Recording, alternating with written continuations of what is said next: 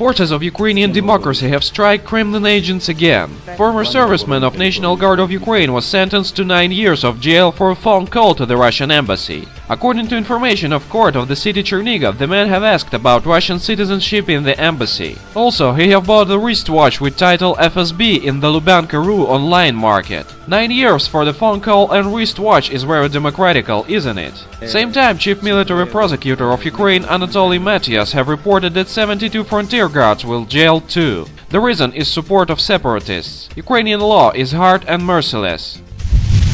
Ukraine's Security Council has agreed to call on the UN and EU to deploy a peacekeeping mission in the war-torn eastern part of the country. We hope that Verkhovna Rada will also support this decision regarding an appeal to the UN and the EU on the deployment of a peacekeeping contingent in Ukraine, said Alexander Turchinov, Secretary of the National Security and Defense Council of Ukraine. Turchinov believes peacekeepers should be stationed not only at the demarcation line, but also along the uncontrolled part of the Russian-Ukrainian border, which is now controlled by the People's Republics.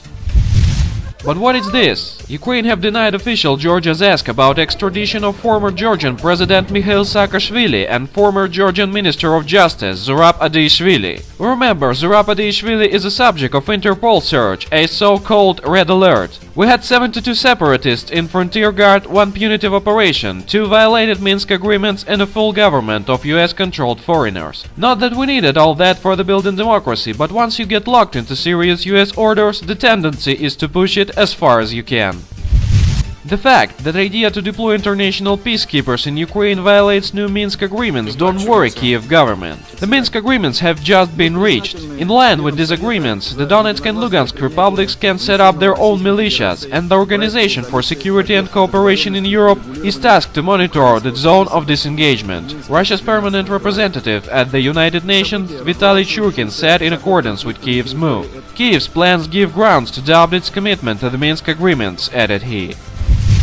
Though the violating of agreements and bluntly betrayal are natural actions for any Ukrainian government, even if there is no government but only bandits leaders on this territory. For example, the famous leader of Ukrainian nation according to Kiev version of history, Hetman Ivan Mazepa, betrayed Russian Tsar Pyotr I during the Great Northern War. Hetman Mazepa and his Zaporizhia Cossacks violated agreements with Russian Empire and went over the side of Charles XII on 1708. Then organization of so-called Ukrainian patriots UPA UNSO collaborated with Nazi Germany during the World War II. The interesting thing that Ukrainian patriots were mostly taking a part in actions of punitive battalions of Nazi Germany. So the idea fights against civilians and flee from real clashes isn't new for supporters of Kiev regime. Apparently, it isn't the whole list of Ukrainian betrayeds. But it's enough for acknowledge Kiev regime and its US-backed troops just repeat the history today.